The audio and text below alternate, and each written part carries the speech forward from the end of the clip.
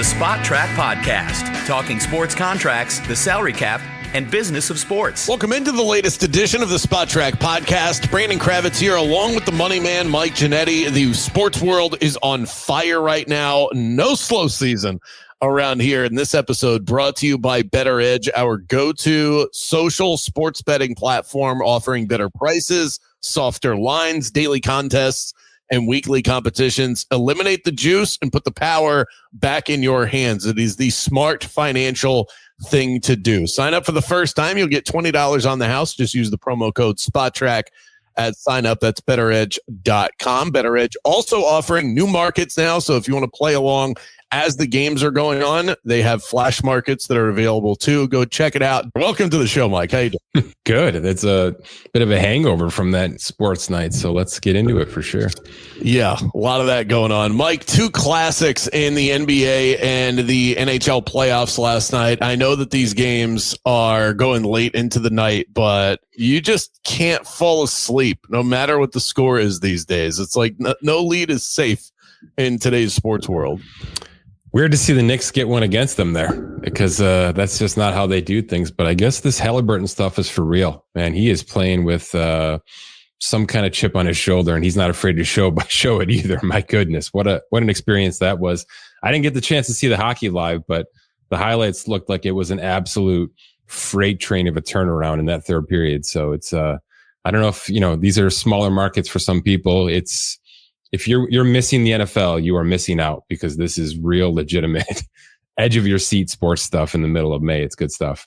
I feel pretty confident in saying I'm sitting in between that fence where I do miss the NFL, but also love what we're watching right now. And I mean, really, when you think about it, the quote slow season, it's like a month. Like we get July, cool down. There's not a lot going on, but some sleepy summertime baseball. And outside of that, we've got something rocking and rolling all year long. Let's talk Brock Purdy details. We've got guarantees. We've got total value, no trade clause thrown in there. What stood out to you as you've been able to dig through this contract?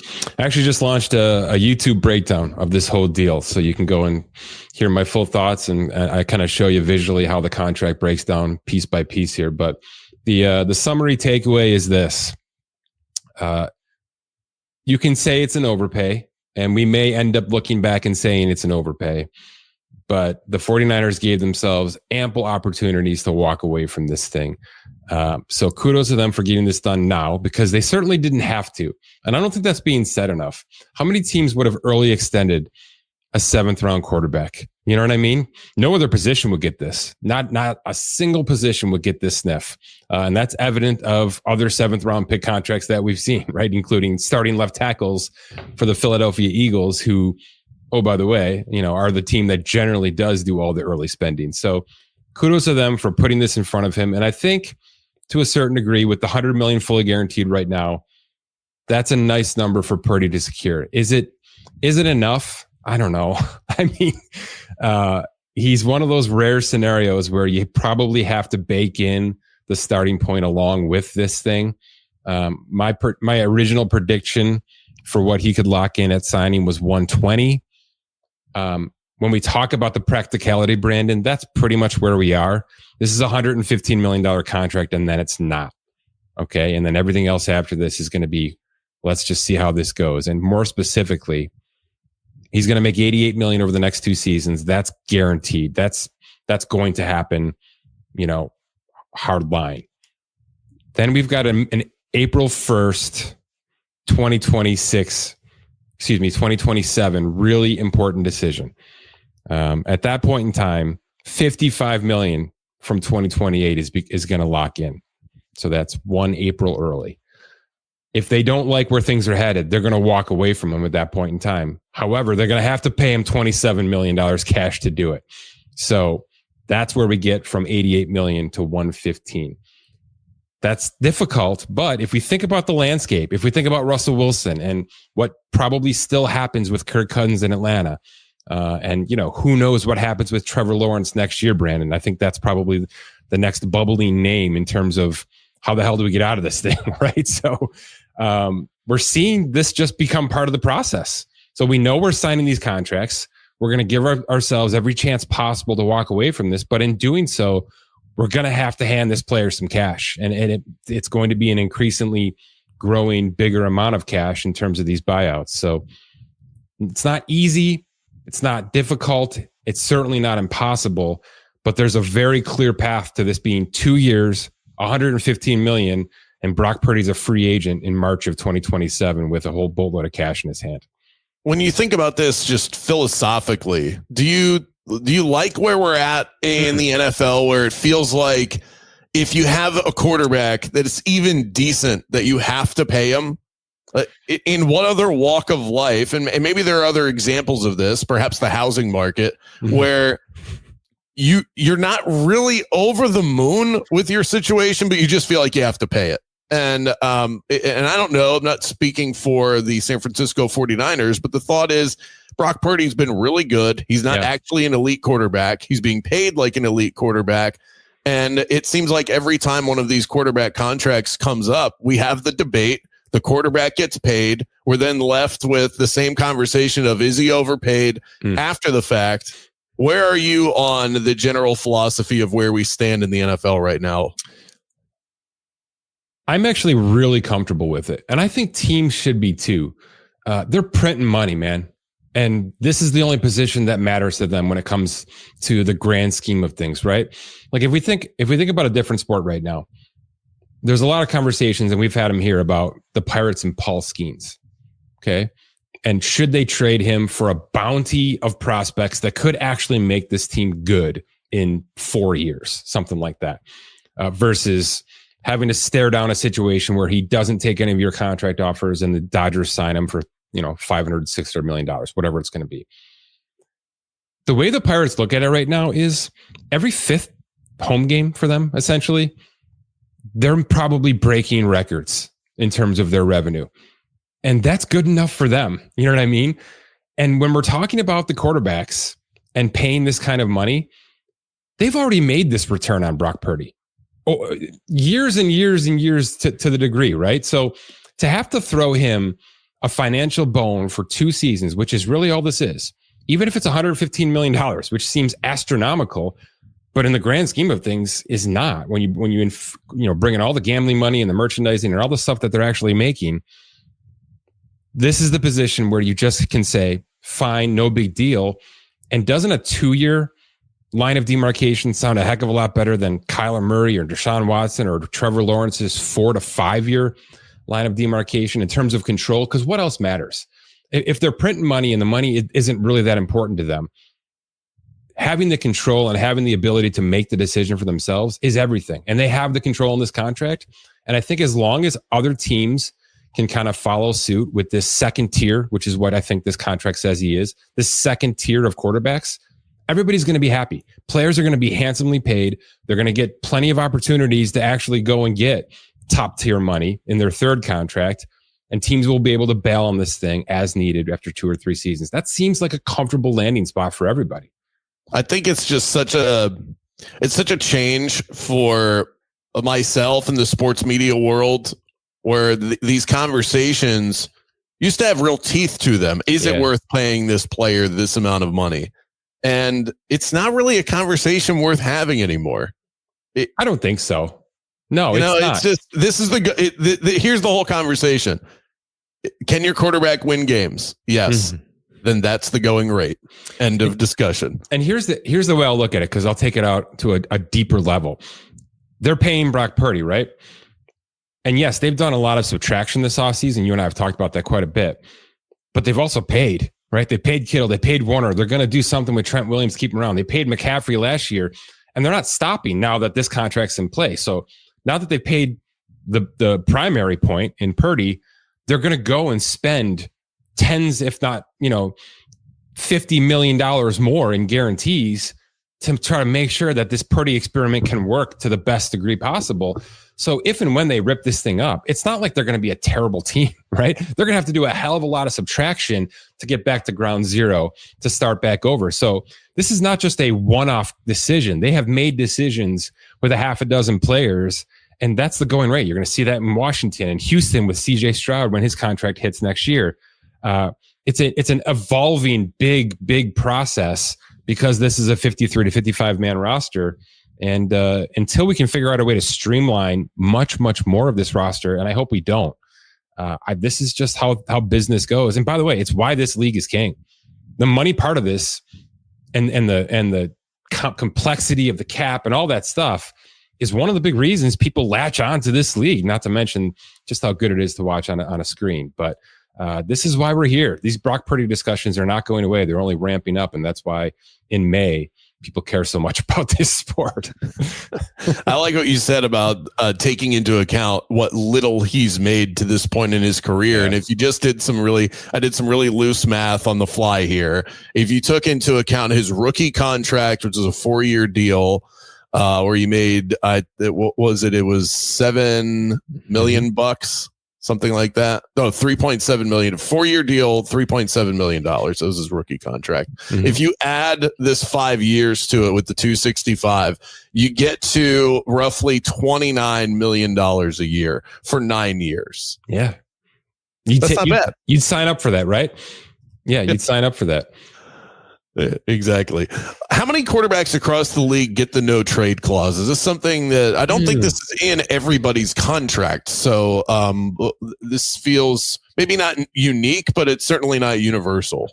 It's not. It is becoming more popular, especially at this position where the control is just sort of unlimited. I'll give you the reason why Brock Purdy has it. Jimmy Garoppolo got one from San Francisco. So any agent walking into the door having that in the back of their pocket is going to win that argument. So that's why Brock Purdy has a full no trade clause. It's really not because it's, there's dozens of other quarterbacks that have it, so he should have it too.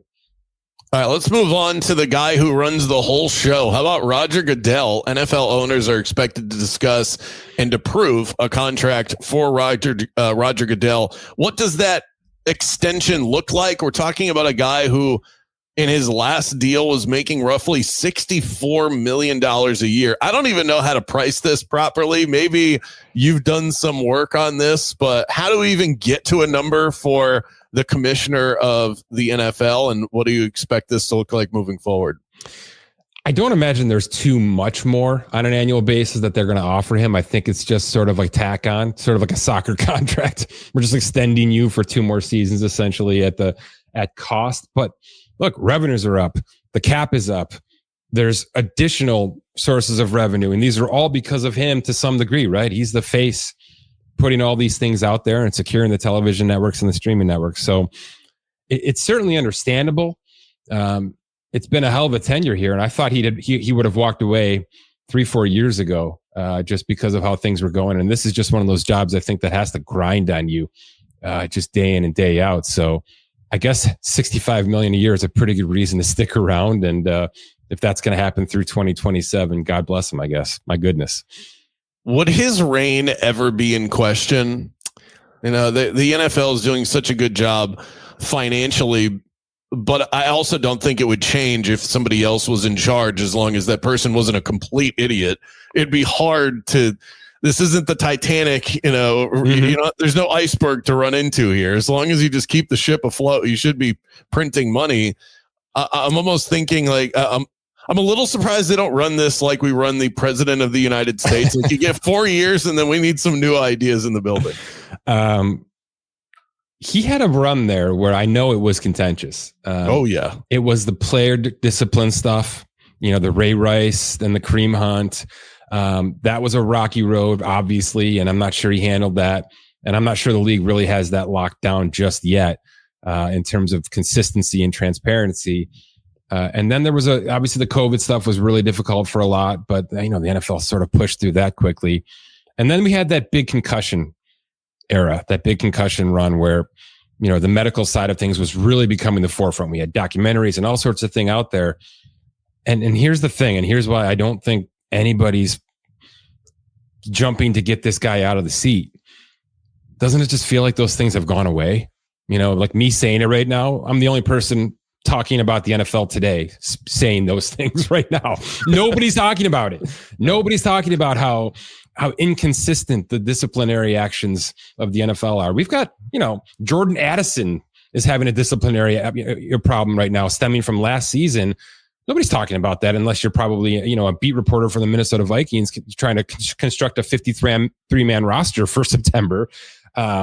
He's done a really nice job of sweeping things under the rug. And I'm not saying that's a positive thing. I'm saying if I'm an owner in the NFL, that's 2 thumbs up, right? Like, let's just keep this train moving, and anything that's trying to stand in its way, let's do our best to squash it. He has succeeded in that with internationals and all sorts of things. But I will say that right now, he's probably as positively viewed internally as he's ever been.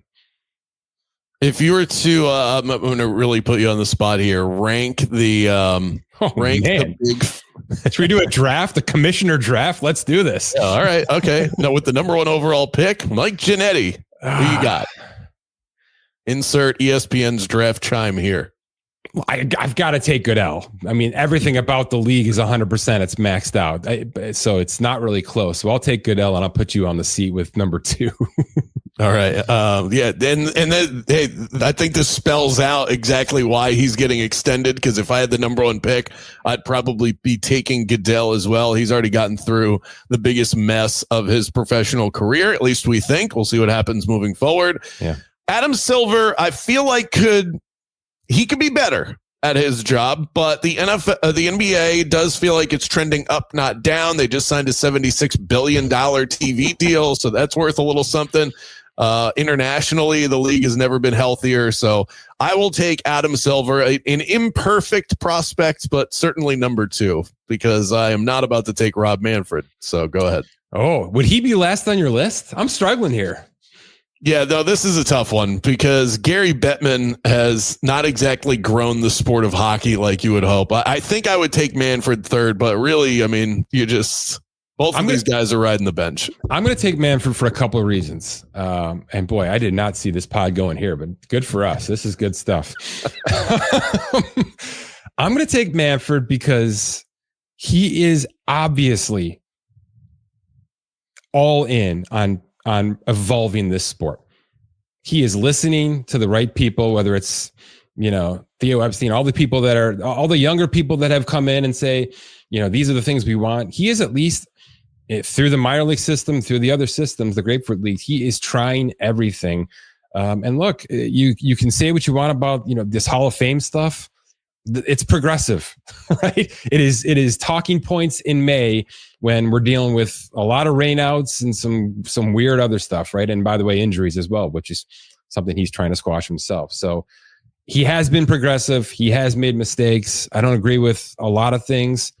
He's been extremely aggressive with this TV stuff. And I don't know if you read recently that it looks like NBC and Peacock are going to take over this ESPN deal, and that NBC may have 12 months of Sunday night sports, take us right through baseball and football as the major Sunday night broadcast. That's a big win for Manfred because he's latching on to arguably the best NFL broadcast that they have going right now from a ratings perspective. So he's pushing back on even ESPN and things like that when the money isn't as big and frivolous as it's been in the past. So I'll give him the third spot, and I'll say there's some good things coming down the pipeline. We'll see where we get. I do appreciate the rule changes, and so much of what have you done for me lately? That was 2 seasons ago, and so already escaped my mind. I'm thinking about the beef that he had with ESPN, and I appreciate his stance on that. You sold me on Rob Manfred. Had I been given this pitch prior to the number 2 pick, I would have really been on the fence between him and Adam Silver. Obviously, we have not put a lot of legitimate thought into this, so this is all happening on the fly. 4th and final pick, I'm going to go with Kathy Engelbert, the WNBA commissioner, and Gary Bettman's going undrafted. Oh my here. God. Bettman, your best idea is, I know, we'll play hockey outdoors. I need better than that. I love the way that the WNBA has wrapped their arms around this new era. They've done a really good job promoting the league, so I'm going to go with Kathy. It's a phenomenal zag. Let's end right there. That's beautiful. Let's talk about Adam Silver's prized MVP. Shai-Gilgeous Alexander took home the award. 71 first place votes, just 29 for Nikola Jokic. SGA now available for what I am going to deem the super duper max. 5 years, $380 million. That's 76 per season. So I'm sure he will sign on the dotted line as soon as he can. How soon will he be signing that? Yeah, he can start this offseason. there may be a timing thing where he's going to have to wait till after 2025 and then essentially be on an expiring contract to fully get the 5 years. But with the Supermax, generally speaking, you can do it with 2 years remaining. I don't see a reason why Oklahoma City would wait with that offer. He is clearly the him guy, right? And the pieces around him are exceptional to the degree of where we all believe they're going to win this championship in the next couple of weeks. And then it's just about how do they keep this band together, and how aggressive will Sam Presti be in retaining or flipping or revolving dooring or using some of these first round picks. But all things revolve around Shai-Gilgeous, and boy, if you're a Clippers fan, that's probably pretty hard to hear right now, because it's up there with one of those toughest trades in the history of the NBA. It's no question about it. Hindsight being a crystal clear 2020, that is probably the worst trade in NBA history, and Clippers fans are having to relive it right now because those graphics are everywhere online. Let me ask you one more mind bender here. Which side of this bet would you be on? Shai-Gilgeous-Alexander wins his second MVP, or Victor Wembanyama wins his third? What do you think happens first? Oh, I think it's Shai. I think Shai's got momentum now. Wembanyama is going to need some really big work from his front office to become a 4-4 front player and not just a great player on a bad team. He's going to need a lot of help. You know, Sam Presti's been a big part of this whole process, the GM for Oklahoma City, and he'll get his due as well here, I think, in the coming weeks. So, Wembanyama is going to be special. He may be more, by the way, the honest conversation is going to deflate his ability to win an MVP. So if San Antonio is in that conversation, then that makes it an even worse outlook. But how about this quickly, Brandon? These Final Four teams, if you think about the star on these Final Four NBA teams, with the exception of Anthony Edwards, right, who was homegrown drafted, every star was acquired via trade. Jalen Brunson, acquired from Dallas. Shai-Gilgeous, acquired from the Clippers, right? And then obviously Tyrese Halliburton, acquired from Sacramento, who gave every great team a player for the playoffs here going forward here. If you look back at their timeline, and they're going to do it again, I think this offseason with Markkanen and maybe a couple others. So trades are everything. I mean, even just looking at Minnesota and New York, the big trade that they made to each get them to the position where they are right now was with each other, which is so bizarre. It's the opposite of what we're talking about with SGA getting traded from the Clippers and that being one of the worst decisions ever made. These are the perfect trades where you have two teams that got better because of the deal that they made with each other. Cat is perfect for the Knicks, and Anthony Edwards plays really well with Julius Randle and Dante DiVincenzo and opening up the floor a little bit more. So it's worked for everybody. But you're right, because I think you can throw Minnesota in that grouping of all of these teams are where they are because of the trade market in the NBA. I might do some actual homework on this because I can't stop thinking of players that were acquired via trade, right? It's Gobert, it's OG Anunoby, it's everybody. It's Josh Hart. It's everybody that we're talking about here in the postseason was acquired via trade. And we've known for long, all of them, right? I mean, can't stop thinking about it. I'm going to see just what percentage of these starting fives was gone that way. And I'm going to guess it's in the 80s. It's that big. Yeah. Trade, and then trades, and then if you can draft well in the teens, like Aaron Nesmith, who I think just hit another 3. He was drafted at 14. I mean, getting those kind of steals in the NBA draft, invaluable. Let's get to our quick hits to wrap today's episode. More WNBA talk. Caitlin Clark's first game this season against Angel Reese, the shove heard around the world. That game had a higher average viewership mark than the Mets and Yankees on ESPN this past weekend. Does that say more about the Caitlin Clark effect or the downfall of baseball ratings? I have the numbers for you, but let me pull those up.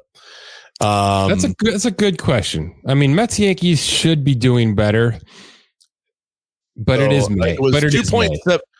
2.7 million average viewership for the Fever in the Sky, 2.5 average for Mets Yankees. But that's prime time Mets Yankees, the biggest market in the country. Yeah, prime time Sunday night, and it is the opener though for that WNBA season. So I guess there's a little bit of a crossover there. It's just all good. Can I say it that way? It's just really good. And obviously the backlash has kept that WNBA conversation going for an entire week.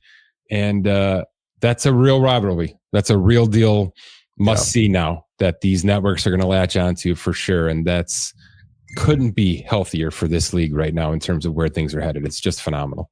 I'm headed to Chicago at the end of July, a birthday celebration. Going to head to Wrigley. It's the first time in my life that when going to a city, because the flight has been booked, I checked the WNBA schedule to see if I could go to a game. And Caitlin Clark and the Fever are playing in Chicago 2 days before I show up. You got to change that flight. Might have to. That extends the trip a little bit. The hotel is not cheap. So did you not check out the White Sox schedule? You missed that one. I didn't get around to that. Don't even bother. Like you can just walk up to the box office. Yeah. You can hand them a $1 bill. They'll let you in. You can just walk up to the stadium. That's probably gonna be an impulse decision if the Wrigley goes well and I want to double down on baseball. This next question, I'm not sure if I'm serious or not. You can be the judge of that. Saquon Barkley has been named the cover man for Madden 26. Should he decline it because of the curse ramifications? I can tell you right now, locally here in Buffalo, the Hard Knocks curse conversation is in full effect. So, okay. So I think I have to believe all of these things. I don't think he's going to decline it, and I think he's going to be just fine. I knock on wood here, but look, it's a real thing. There's actual data, and me and analyzing the numbers. It's just one of those things where, freakishly speaking, if you get promoted early on in August, something happens to you in September. So hopefully not the case, but yeah, who will be the first athlete to decline the Madden cover because of this reason at some point? I'm going to say Caleb Williams. Yeah, probably because he's not offered enough for it. If Saquon Barkley tears an ACL, heaven forbid, then I think maybe moving forward. But we do have, it's not so much a quarterback curse. That's the thing that I realized in digging back through the history of this. The quarterbacks are okay. They're relatively unscathed. It's any running back, wide receiver, or tight end. Do you have any gambling or betting people on your radio shows ever, Brandon? Yeah, many times. Ask the question if being on the Madden cover changes the lines for a player. Because of what we're talking about, do they actually are they going to change Saquon Barkley's over-unders because he is on the Madden cover and there's a greater risk for him, hypothetically speaking? So I can tell you just based off of experience that does not happen, but in fantasy, absolutely. And I think because people who bet sports are much more analytical for the most part, at least the ones that are moving lines. They're not worried about curses and silly things like that. There's not as much superstition in that. It's much more math-based. Fantasy, it's all it's basically like reading horoscopes. So it'll drop a guy a spot or two. There's something to that. But I'll throw the question out there. It's at least worth about a minute and a half on Sports Talk Radio. Let's wrap with our Bettor Edge bet of the week. I think we split last week. I took a pair of dogs and in the NBA and we went up 50-50. So we just continue to trade money back and forth. The big game tonight, game 2 of the Western Conference Finals. We could go that route. Minnesota, again, a 7.5 point underdog against OKC. Perhaps we could go series also. I'll let you decide which route you want to go. Even hockey, I would not mind looking away of the Panthers and Canes. Yeah, that Florida team looks like they're primed to be a dynasty here. And they're underdogs again, plus 110 on the money line. So I'm going to guess you're going to like them too. I'm going to take Minnesota with the 7.5. I just think they're going to keep it close, if not maybe outright win this one. Maybe a little bit of a walkthrough game for OKC, who know they at least got their one. And they have kind of control of the home field advantage now. So I'll say Minnesota at least keeps it close tonight. All right, I will take the other side. I think Minnesota, they should be primed for a bounce back, but OKC, when they win a game, they tend to cover it just in the way that they play, and they avalanche those points. This episode presented by Bettor Edge. Sign it up, try it out, bet with your friends, bet with us over at bettoredge.com or on the Bettor Edge app. Just use the promo code SPOTTRACK and enjoy $20 at sign up. Also, do us a favor, rate and review the pod that you're enjoying right now, and make sure to visit spottrack.com for all of the latest in the sports contractual world. Till next time, Mike. See ya.